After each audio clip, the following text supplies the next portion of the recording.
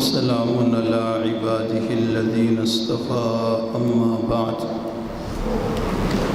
فأعوذ بالله من الشيطان الرجيم بسم الله الرحمن الرحيم يا أيها النبي إذا جاءك المؤمنات يبايعنك سبحان ربك رب العزة عما يصفون وسلام على المرسلين والحمد لله رب العالمين اللهم صل على سيدنا محمد وعلى آل سيدنا محمد وبارك وسلم۔ ارشاد فرمایا یا ایھا النبی، اے پیارے نبی، اذا جاءک المؤمنات، جب آپ کے پاس آئیں مومن عورتیں، یبایعنک، بیعت کرنے کے لیے، کس بات پر؟ علی اللہ یشرکن باللہ شیئا، کہ آج کے بعد شرک نہیں کریں گی، ولا یسرقن، چوری نہیں کریں گی، ولا یزنین، بدکاری نہیں کریں گی، ولا یقتلن اولادہن، اپنی اولادوں کو قتل نہیں کریں گی، بہتان نہیں لگائیں گی۔ آخر میں ارشاد فرمایا کوئی بھی گناہ نہیں کریں۔ یعنی جب مومن عورتیں آپ کے پاس گناہوں کو چھوڑنے پر بیعت کرنے کے لیے آئیں تو پھر آپ کیا کریں؟ فبایعہن، ان کو بیعت کر لیں۔ واستغفر لہن اللہ، صرف بیعت نہ کریں، ان کے لیے اللہ سے استغفار کریں۔ وہ بھی توبہ کریں گی اور آپ بھی اللہ سے ان کے لیے استغفار کریں، معافی مانگیں۔ ان اللہ غفور رحیم، نتیجہ یہ ہوگا کہ اللہ تعالیٰ ان کے گناہوں کو بخش دیں۔ آج بہت سارے لوگ پوچھتے ہیں کہ یہ بیعت کیا ہے، یہ بیعت کیا ہوتی ہے؟ تو میرے بھائی، بیعت نام ہے سچی توبہ کرنے۔ بیعت کس کا نام ہے؟ سچی توبہ کرنے کا نام بیعت ہے۔ ایک توبہ وہ ہوتی ہے جو بندہ خود کرتا ہے، اور ایک توبہ وہ ہوتی ہے جو کسی صاحب نسبت کے ہاتھ پر کرتا ہے۔ جو توبہ بندہ خود کرتا ہے اس کے قبول ہونے یا نہ ہونے میں شک ہو سکتا ہے، پتہ نہیں قبول ہے یا نہیں، لیکن اگر کسی صاحب نسبت کے ہاتھ پر بیعت کریں گے تو اس کی قبولیت کی گواہی قرآن مجید میں۔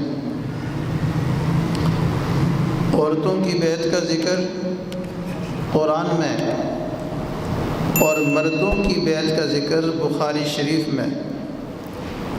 انہی الفاظ کے ساتھ عبادہ بن صامت رضی اللہ تعالیٰ عنہ فرماتے ہیں، نبی اسلام کے ساتھ ہم صحابہ کرام کی جماعت بیٹھے ہوئے تھے، یا نبی اسلام صحابہ کرام کی جماعت کے درمیان بیٹھے ہوئے تھے، تو آپ علیہ السلام نے ارشاد فرمایا بایعونی، تم سب مجھ سے بیعت کرو، اس بات پر کہ آج کے بعد شرک نہیں کریں گے، چوری نہیں کریں گے، بدکاری نہیں کریں گے، بد نظری نہیں کریں گے، غیبت نہیں کریں گے، کوئی بھی گناہ نہیں کریں گے۔ تو نبی اسلام نے فرمایا گناہوں کو چھوڑنے پر مجھ سے بیعت کرو۔ اب آج کے زمانے میں ہر بندہ، اب یہ تو ہو نہیں سکتا کہ نبی اسلام کے پاس جا کر بیعت کرے، تو آج کے زمانے میں اللہ تعالیٰ نے یہ جو مشائخ کی نعمت ہے یہ ہمیں عطا کی ہے۔ صاحب نسبت لوگ کہ جن کا سلسلہ لڑی در لڑی، کڑی در کڑی نبی صلی اللہ علیہ وسلم تک پہنچتا ہے، تو جب کسی صاحب نسبت اللہ والے کے ہاتھ میں ہاتھ دے کر ہم بیعت کرتے ہیں گویا بالواسطہ ہم نبی علیہ الصلوۃ والسلام سے بیعت کر رہے ہوتے، نبی اسلام کے ہاتھ مبارک پر ہاتھ رکھ کے گویا کہ ہم توبہ کر رہے ہوتے، اور نبی علیہ الصلوۃ والسلام کے ہاتھ پہ ہاتھ رکھ کے توبہ کرنا حقیقت میں اللہ کے ساتھ وعدہ کرنا اور اللہ سے بیعت کرنا ہے۔ قرآن مجید میں ارشاد فرمایا ان الذین یبایعونک انما یبایعون اللہ، اے پیارے نبی جی جو آپ سے بیعت کرتے ہیں حقیقت میں وہ اللہ سے بیعت کرتے ہیں۔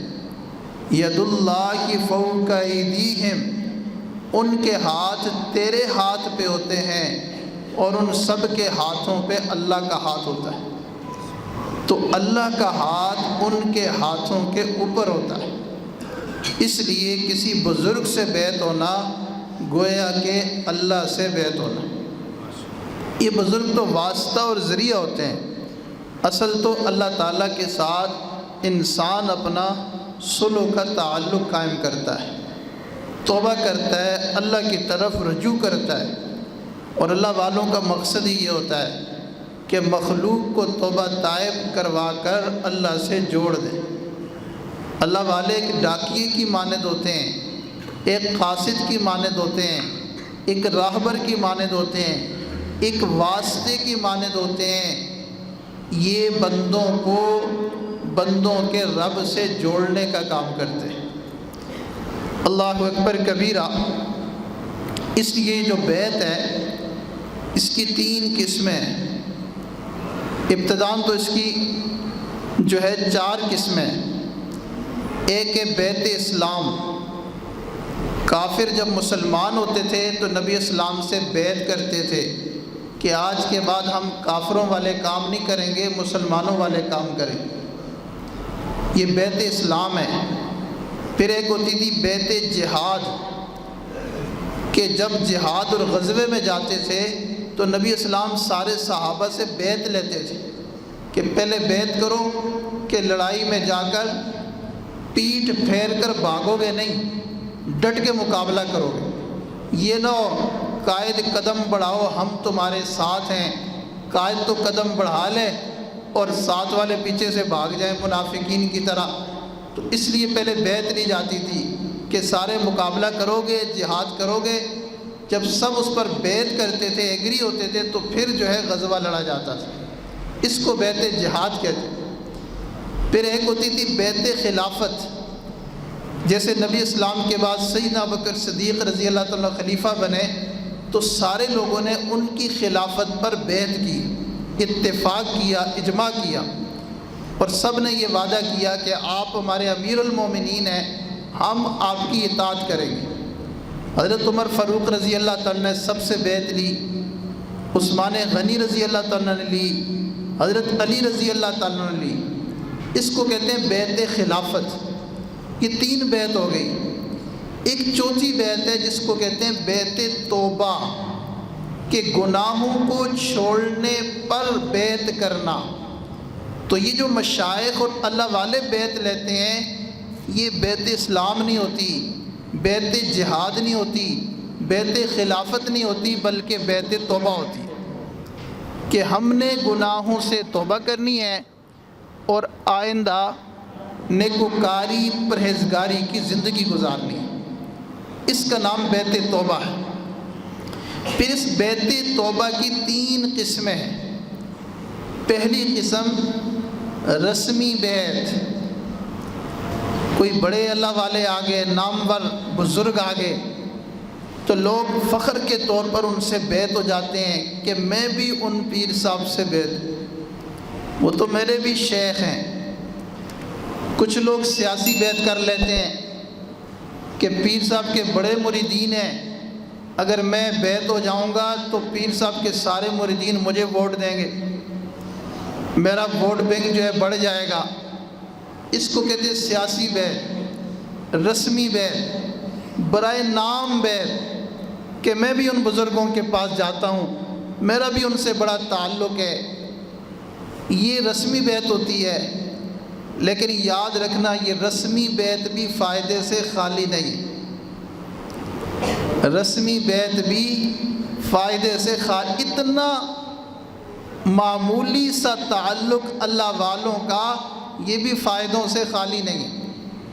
ہمارے سلسلے کے ایک بزرگ تھے خواجہ عبد الخالق غجدوانی رحمہ اللہ، وہ فرمانے لگے ہمارے سلسلے کے بزرگوں کو اللہ نے یہ مزاج دیا ہے کہ اگر ان کے جسم پر کوئی مکھی بیٹھ جائے اور وہی مکھی اڑ کر کسی ہم جیسے گناہگار فاسق فاجر کے بدن پہ جا کر بیٹھ جائے، کل قیامت کے دن ہمارے بزرگ اس مکھی کی بھی لاج رکھیں گے کہ میرے جسم سے مکھی اٹھ کر اس کے جسم پر گئی تھی، اس کا میرے ساتھ اتنا تعلق تھا، لہٰذا اس کی بھی معافی کا اعلان کر دیجئے اور اس کو بھی میرے ساتھ جنت بھیج دیجئے۔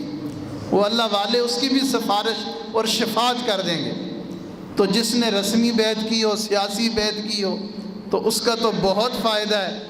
بہرحال ہمیں رسم سے ہٹ کر حقیقت کی طرف جانا چاہیے۔ واعظ قوم کی پختہ خیالی نہ رہی، برگ طبعی نہ رہی، شعلہ مقالی نہ رہی، رہ گئی رسم ازاں روح بلالی نہ رہی، فلسفہ رہ گیا تلقین غزالی نہ رہی۔ تو رسمی بیعت سے آگے بڑھنا ہے۔ اچھا، پھر دوسری بیعت ہے بیعت برکت۔ لوگ اللہ والوں کے پاس جاتے ہیں جی، بیعت ہو جائیں گے تو برکتیں ملیں گی، رحمتیں ملیں گی، کاروبار چلیں گے، کاروبار چمکیں گے اور رزق کی فراوانی ہو جائے گی، رشتے ہو جائیں گے، عزت بڑھ جائے گی۔ بے شک اس میں بھی کوئی شبہ نہیں ہے، اللہ والوں کے دامن کے ساتھ جڑنے سے اللہ تعالیٰ رحمتوں اور برکتوں کے دروازے کھول دیتے ہیں۔ اور حدیث پاک میں ارشاد فرمایا، المرء مع من احبا، بندہ دنیا میں جس سے محبت کرے گا کل قیامت کے دن اسی کے ساتھ اٹھایا جائے گا۔ دنیا میں نیک لوگوں سے محبت کریں گے، اللہ تعالیٰ قیامت کے دن بھی نیک لوگوں کی صف میں کھڑا کر دیں گے۔ نبیین ہوں گے، صدیقین ہوں گے، شہداء ہوں گے، صالحین ہوں گے، اور ان کے درمیان آخر میں صف میں ہم جیسے نکمے بھی ہوں گے۔ لوگ حیران ہوں گے، آپ تو نبی بھی نہیں تھے، صدیق بھی نہیں تھے، شہید بھی نہیں تھے، صالحین میں بھی نہیں تھے، تم اس صف میں کیسے آگے ہو؟ تو وہ ہم جیسے بندے کہیں گے ہمیں ان کے ساتھ محبت تھی، اللہ نے اس محبت کے بدلے آج مجھے انہی کے ساتھ شمار کر دیا۔ اولئک مع الذین انعم اللہ علیہم من النبیین والصدیقین والشہداء والصالحین۔ تیسری بیعت وہ ہے حقیقی بیعت اور اصل بیعت۔ اصل بیعت کیا ہوتی ہے؟ اصل بیعت یہ ہوتی ہے کہ انسان کسی اللہ والے کے ہاتھ پر ہاتھ رکھ کے ایسی سچی توبہ کرے کہ پھر اس کی زندگی بدل جائے۔ دو رنگی چھوڑ دے یک رنگ ہو جا، سراسر موم ہو جا یا سنگ ہو جا، پھر اس کی زندگی میں تبدیلی آ جائے، لائف چینج ہو جائے، زاویہ بدل جائے، نگاہ بدل جائے، اس کی گفتار بدل جائے، رفتار بدل جائے، اور زندگی کے اندر نیکی کی ایک بہار آ جائے۔ اور یہ اللہ والوں سے وعدہ کر لے کہ آج کے بعد نماز نہیں چھوڑوں گا، آج کے بعد شرک نہیں کروں گا، آج کے بعد روزہ نہیں چھوڑوں گا، آج کے بعد زکوٰۃ ادا کروں گا، آج کے بعد کسی کا دل نہیں دکھاؤں گا، آج کے بعد بد نظری نہیں کروں گا، آج کے بعد بے حیائی کے کام نہیں کروں گا، آج کے بعد جو ہے اللہ کو ناراض نہیں کروں گا، اللہ کی نافرمانی نہیں کروں گا، اپنی دینی کمزوریوں کو ختم کر کے، اپنی بے عملیوں کو ختم کر کے، اپنی سستیوں اور غفلتوں کو ختم کر کے صحیح معنوں میں سچا اور سچا مسلمان بن جانا، اس کا نام ہے حقیقی اور سچی بیعت، اسی کا نام بیعت توبہ ہے۔ ہمیں چاہیے کہ ہم اس طریقے سے اللہ والوں کے ساتھ جڑے کہ جڑنے کے بعد پھر گویا ہم بک جائیں۔ بیعت عربی زبان میں بے سے ہے، بے کہتے ہیں بیچنے کو، کسی اللہ والے سے بیعت ہو جانا ایسے ہی ہوتا ہے گویا ہم نے اپنے آپ کو ان کے ہاتھوں بیچ دیا ہے، اب ہم ان کے غلام بن گئے۔ اب جیسے وہ ہمیں ہدایات دیں گے، جیسے ہمیں شریعت کا راستہ دکھائیں گے، جیسے ہمیں طریقت کا راستہ بتائیں گے، ہم نے اس کے مطابق زندگی گزارنی۔ کسی نے کیا خوب کہا، کوئی پوچھتا نہ تھا جب تک بکے نہ تھے، تو نے خرید کر ہمیں انمول کر دیا۔ جب انسان اللہ والوں کے ہاتھ بک جاتا ہے اس کی قدر بڑھ جاتی ہے، اس کی ویلیو بڑھ جاتی ہے، اس کی عزت بڑھ جاتی ہے، اللہ تعالیٰ اس کو رحمتوں سے اور برکتوں سے مالا مال فرما دیتے۔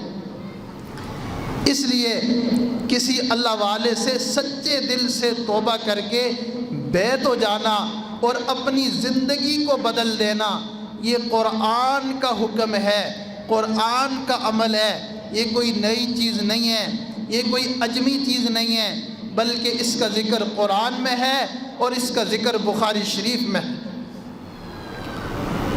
ہمارے حضرت دامت برکاتہم نے ایک جگہ بیان فرمایا اور آخر میں اس کا ذکر پہ بھی بات کی، اور ذکر میں ذکر قلبی کی بات کی، مراقبہ وغیرہ کی۔ تو ایک صاحب کہنے لگے حضرت یہ مراقبہ کہاں سے ثابت ہے، اس کی سمجھ نہیں آتی۔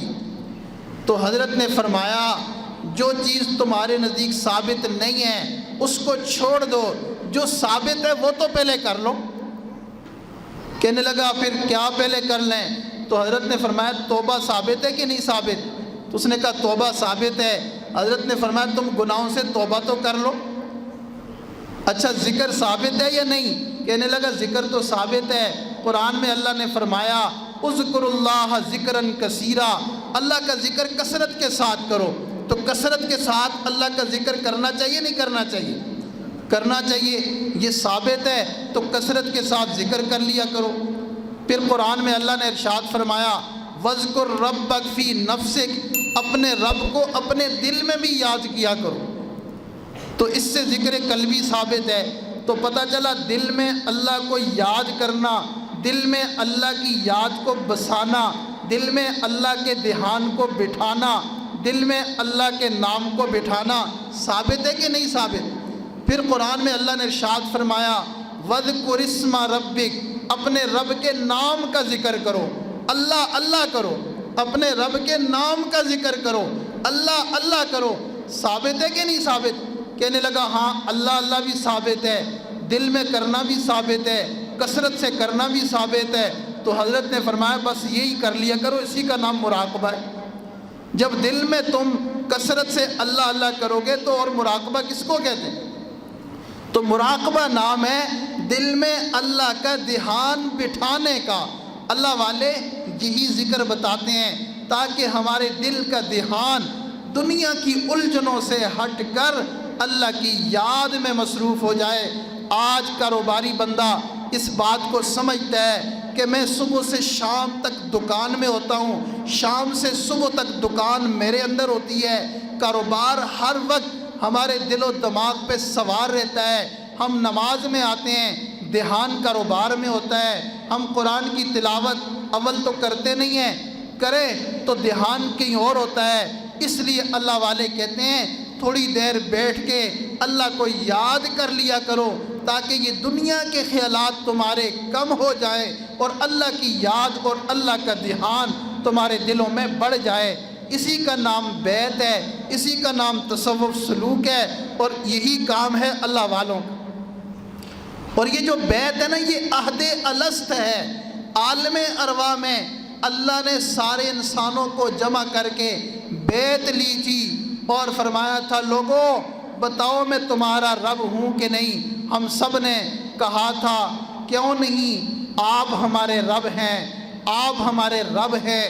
جب رب مان لیا سب مان لیا، لیکن جب اس دنیا میں آئے ایسے غافل ہو گئے کہ وہ وعدہ بھول گئے، وہ عہد بھول گئے۔ اللہ والے اسی عہد کو یاد دلانے کے لیے آتے ہیں، اس کی تجدید کروانے کے لیے آتے ہیں۔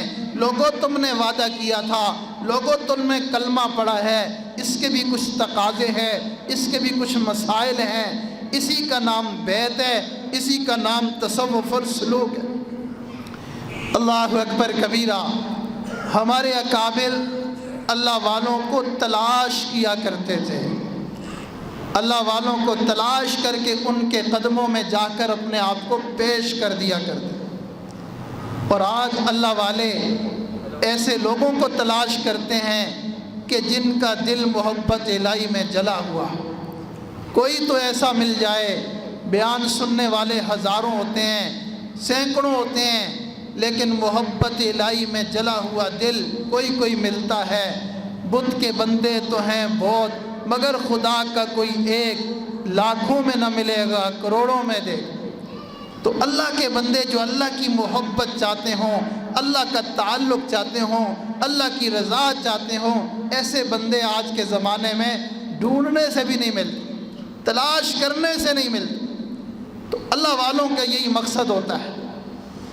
حضرت مولانا سید سلیمان ندوی رحمہ اللہ بہت بڑے عالم دین تھے، پہاڑ تھے علم، لیکن اتنا علم حاصل کرنے کے بعد حضرت اقدس تھانوی رحمہ اللہ کی خانقاہ میں جاتے ہیں، کہتے حضرت یہ تصوف سمجھ میں نہیں آتا، یہ پیری مریدی سمجھ میں نہیں آتی۔ تو حضرت نے فرمایا 3 دن میرے ساتھ گزارو، سمجھ میں آ جائے گا، لیکن شرط یہ ہے کہ 3 دن میں کوئی سوال جواب نہیں کرنا، خاموشی کے ساتھ 3 دن میرے ساتھ لگاؤ، تمہیں خود سمجھ میں آ جائے گا تصوف کس کا نام ہے۔ تو حضرت نے فرمایا ٹھیک ہے میں 3 دن لگاتا ہوں۔ جب تیسرا دن تھا تو کہنے لگے حضرت ایک سوال کرنا ہے۔ تو حضرت نے فرمایا میں نے تو منع کیا تھا، سوال نہیں کرنا۔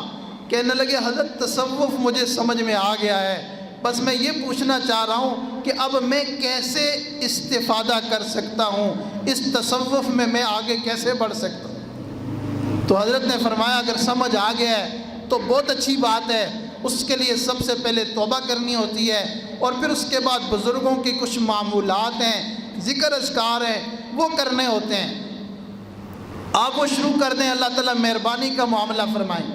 کہنے لگے حضرت آپ مجھے بیعت کر لیں۔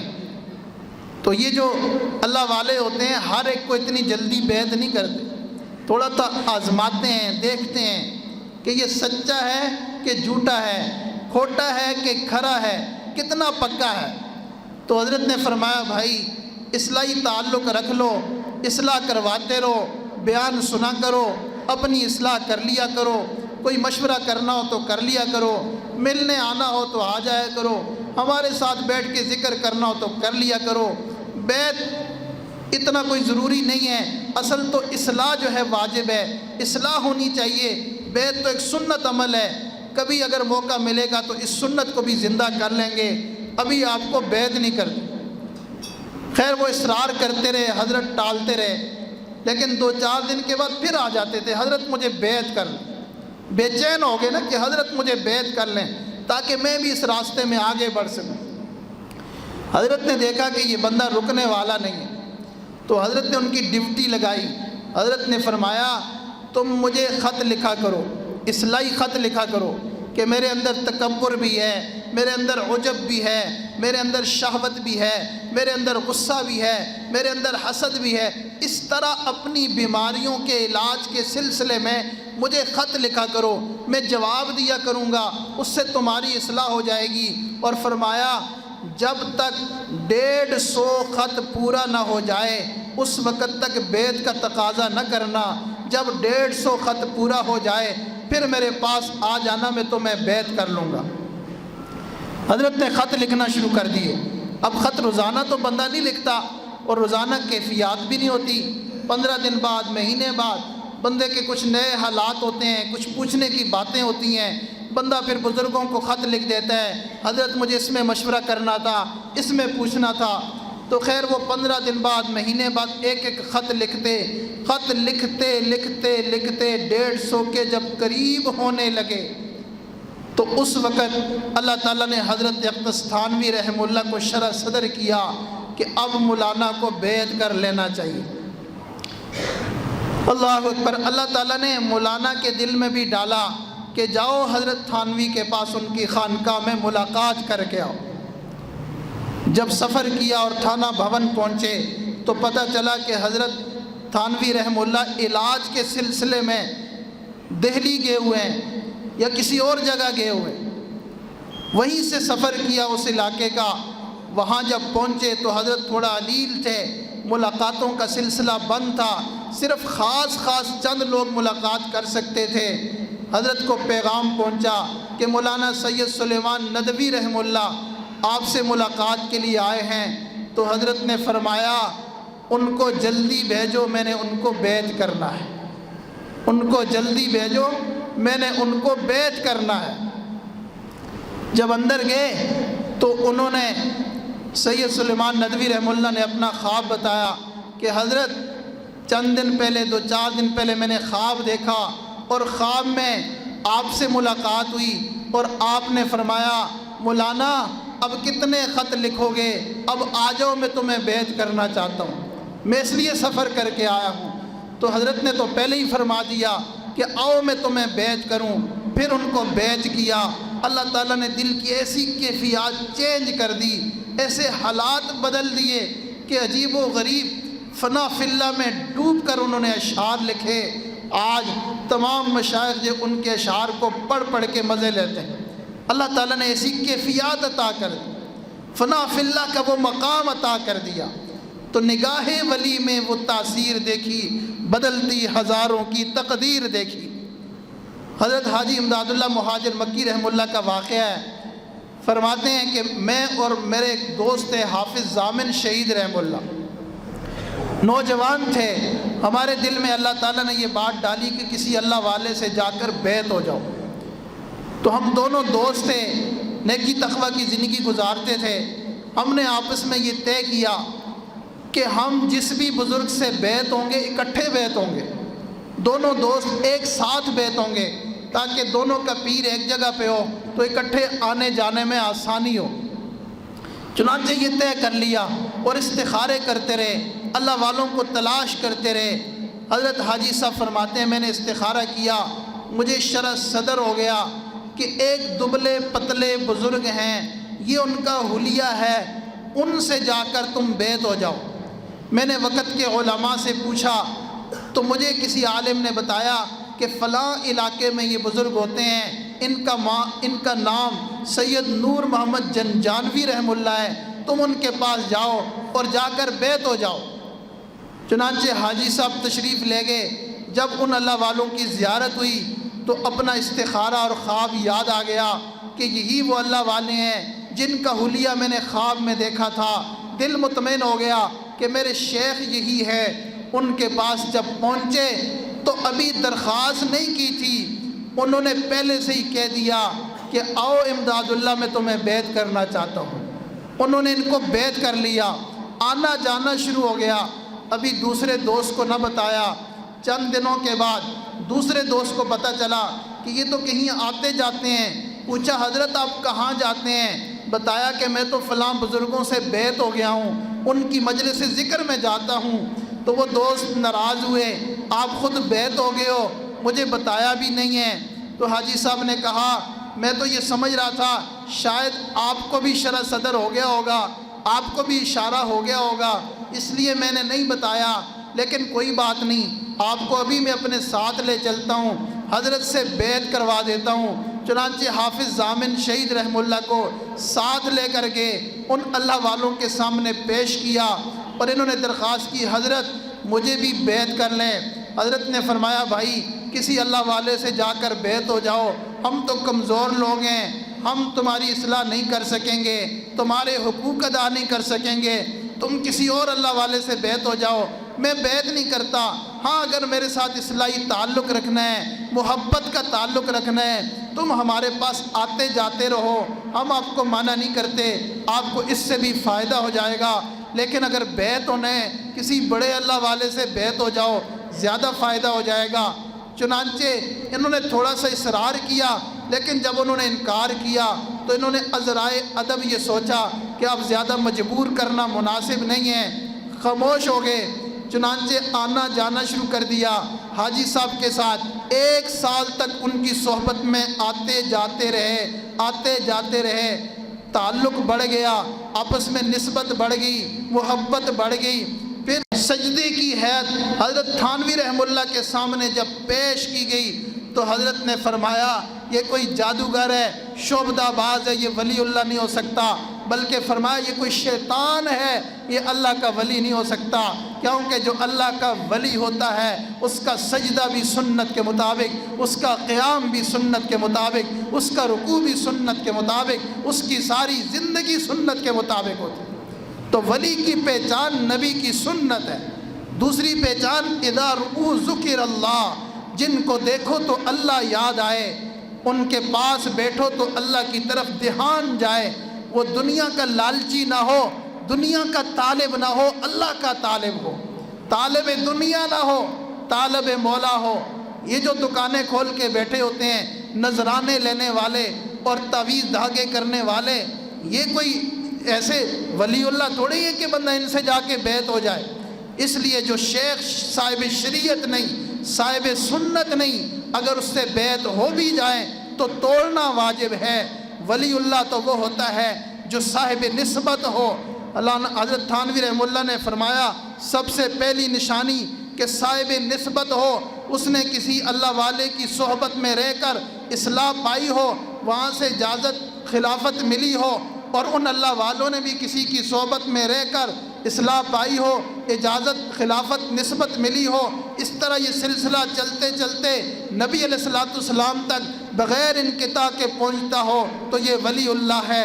اگر وہ سلسلہ کٹا ہوا ہے تو یہ ٹپکے کا عام ہے، یہ صاحب نسبت نہیں۔ دوسری نشانی فرمائے صاحب علم ہو، جاہل نہ ہو، جاہل خود بھی گمراہ ہوگا تمہیں بھی گمراہ کرے گا۔ اور تیسری فرمایا صاحب ارشاد ہو، وہ اپنی زبان سے شریعت کے احکامات تمہیں بتا سکے، سمجھا سکے، گنگا پیر نہ۔ آج جس کے پاس علم نہیں ہوتا نا، کہتے جی حضرت چپ پیر ہے جی، خاموش ہیں جی، گنگے ہیں جی، یہ بولتے نہیں ہیں۔ بھائی جو بولتا نہیں ہے وہ دوسروں کی اصلاح کیسے کرے؟ اور تیسرا ارشاد فرمایا کہ وہ جو ہے ایسا ہو کہ زمانے کے اہل علم کا اس پر کوئی شرعی اعتراض نہ ہو۔ بعض دفعہ حسد کی وجہ سے بھی اعتراض ہوتے ہیں، لیکن شرعی اعتراض نہ ہو کہ یہ بزرگ یہاں پر شریعت کی مخالفت کر رہے ہیں۔ تو جب زمانے کے علماء کا اعتماد ہے تو یہ ولی اللہ ہے۔ اور اس کی ایک بڑی نشانی یہ بھی ہوتی ہے، کسی معتبر اور مستند ادارے سے فارغ التحصیل ہے، بزرگوں نے اس کے سر پر دستار رکھی ہے، اس کو اجازت دی ہے، اس کو خلافت دی ہے، تو یہ بہت بڑی نشانی ہوتی ہے کہ یہ سند والا ہے، یہ بکو مال ٹپکے کا عام نہیں ہے۔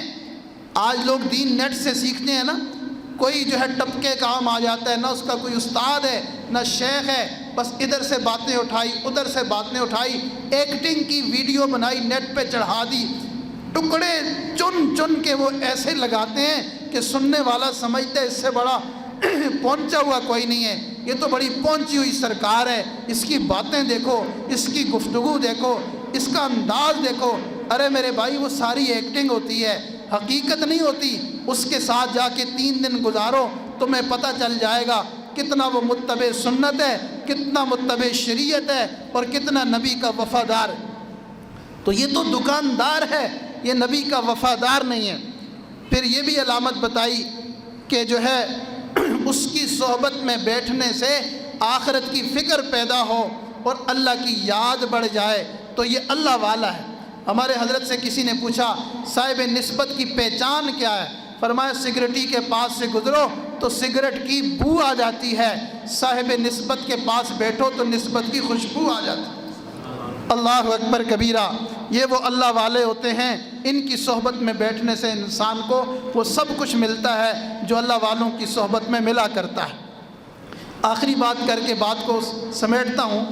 حضرت پیر مہر علی شاہ صاحب رحمہ اللہ بہت بڑے اللہ والے گزرے ہیں، آپ نے بھی نام سنا ہوگا، گولڈا شریف میں رہتے تھے۔ ان کے قریب علاقے میں جو ہے وہ ایک انگریز افسر تھا، ڈپٹی کمشنر، اس نے کسی کام کے لیے کیمپ لگایا، تو علاقے کے سارے لوگ اس ڈپٹی کمشنر سے ملنے جایا کرتے تھے کہ ڈپٹی کمشنر ہمارے قریب آیا ہے، کیمپ لگا کے بیٹھا ہے، سارے ملتے تھے۔ لیکن پیر مہر علی شاہ صاحب، ان کو اللہ تعالیٰ نے علاقے میں بڑی عزت دی تھی، ان کا بڑا ہولڈ تھا، تو وہ ذرا بھی اس کی طرف متوجہ نہیں ہوئے۔ یہ اللہ والے جو ہوتے ہیں دنیا داروں کی طرف بالکل نہیں دیکھتے، کہتے ہیں نعم الامیر علی باب الفقیر، کتنا اچھا وہ امیر ہے جو فقیر کے دروازے پہ جائے، درویش کے دروازے پہ جائے۔ بیس الفقیر علی باب الامیر، کتنا برا وہ درویش ہے جو کسی امیر کے دروازے پہ جائے، بادشاہوں کے دروازے پہ جائے، وزیروں مشیروں کے دروازے پہ جائے۔ اللہ والوں کو کیا ضرورت ہے کہ ان کی خوش آمدید کریں اور ان کے پیچھے چلیں؟ تو وہ اللہ والے پیر مہر علی شاہ صاحب ذرا بھی متوجہ نہ ہو۔ ڈپٹی کمشنر چاہتا تھا کہ یہ بڑی شخصیت ہے، مجھے ملنے آئے۔ اس نے دائیں بائیں سے پیغامات بھی بھیجوائے کہ آپ ڈپٹی کمشنر سے مل لیں، تو حضرت خاموش رہے، ملنے نہ گئے۔ کچھ ساتھیوں نے کہا حضرت آپ روزانہ سواری پہ یہاں سے گزرتے ہیں، ساتھ ہی تو ڈپٹی کمشنر کا جو ہے کیمپ ہے، تو تھوڑا سا رک کر وہاں ان سے ملاقات کر لیتے ہیں، فائدہ ہو جائے۔ حضرت خاموش رہے، لیکن جب جانے کا وقت آیا حضرت نے راستہ ہی چینج کر دیا، دوسرے راستے سے گزرے کہ نہ کوئی اصرار کرے اور نہ مجھے مجبور کرے اور نہ مجھے ملاقات کرنی پڑے۔ ڈپٹی کمشنر کو پتہ چلا کہ یہ اپنے آپ کو پتہ نہیں کیا سمجھتے ہیں، مجھ سے ملنے نہیں آتے، تو اس وقت اس نے کوشش کی کہ ان پر کوئی مقدمہ چڑھا دیا جائے، کیس کر دیا جائے، ان کو پھنسایا جائے، ان کو بند کیا جائے۔ تو قاضی سراج الدین ہوتے تھے، ان سے مشورہ کیا۔ ان سے جب مشورہ کیا تو قاضی سراج الدین نے کہا ڈپٹی کمشنر صاحب ایسے لوگوں سے کیوں پنگا لیتے ہو جن کو دنیا اور دنیا و ما فیہا سے کچھ لینا دینا ہی نہیں، پوری کائنات سے ان کو کوئی غرض ہی نہیں ہے، ایسے لوگوں سے پنگا لے کے اپنی تباہی کا سامان کیوں کرتے ہو؟ ڈپٹی کمشنر سمجھ گیا یہ کوئی بہت بڑی شخصیت ہیں، مجھے خود ہی عاجز بن کے ان کے پاس ملنے کے لیے جانا پڑے۔ ڈپٹی کمشنر نے ارادہ کر لیا کہ میں حضرت سے ملنے کے لیے جانا چاہتا ہوں۔ وقت لیا، حضرت نے فرمایا جی بسم اللہ آئیے، ملاقات کے لیے وقت مل گیا۔ تو ڈپٹی کمشنر نے کہا میں اپنی فیملی کے ساتھ آؤں گا، اپنی بیگم کو بیٹی کو ساتھ لے کے گیا، اور جب حضرت کے حجرے میں گیا تو حضرت اندر تھے، ڈپٹی کمشنر باہر آدھا گھنٹہ پون گھنٹہ فیملی کے ساتھ بیٹھ کر اس نے انتظار کیا اللہ والوں سے ملاقات کے لیے۔ اس وقت ڈپٹی کمشنر نے کہا کہ ہم بھی دنیا کے بادشاہ ہیں، مگر یہ اللہ والے بھی عجیب شان ہے ان کی، عجیب بادشاہ ہیں کہ دنیا کے بادشاہوں کو بھی ان کے قدموں میں چل کے آنا پڑتا ہے، اور یہ دنیا کے بادشاہوں کو کچھ نہیں سمجھ۔ اللہ کی شان۔ اس کے بعد جب ملاقات کا موقع ملا تو اپنی بیگم اور بیٹی کو بھی ساتھ اندر لے گیا، تو حضرت نے نگاہیں جھکائی ہوئی تھی، اس کی بیگم اور بیٹی کی طرف نہ دیکھا، اپنا چہرہ دوسری طرف کر لیا۔ اللہ والا وہ ہوتا ہے جس کی نگاہیں پاک ہوں۔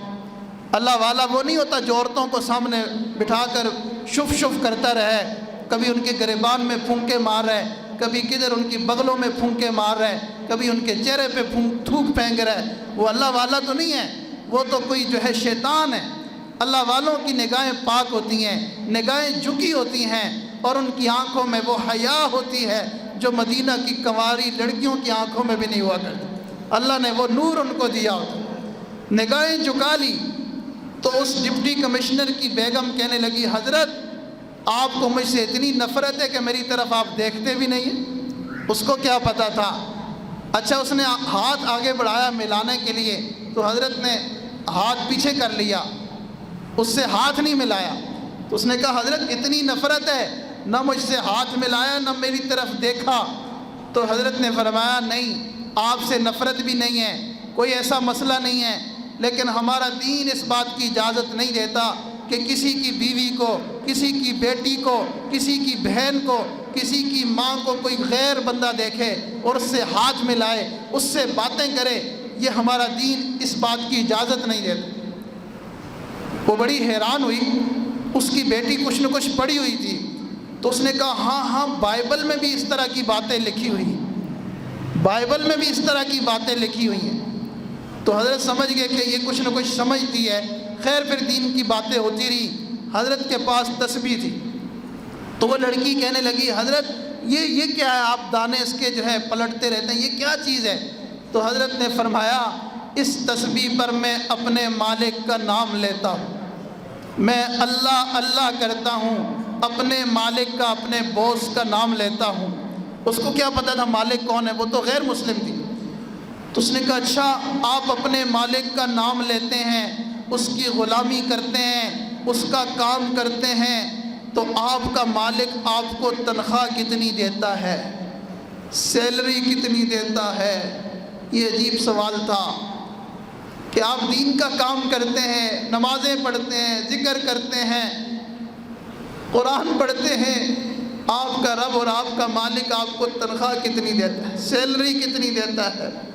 حضرت کی آنکھوں میں سے آنسو آ گئے۔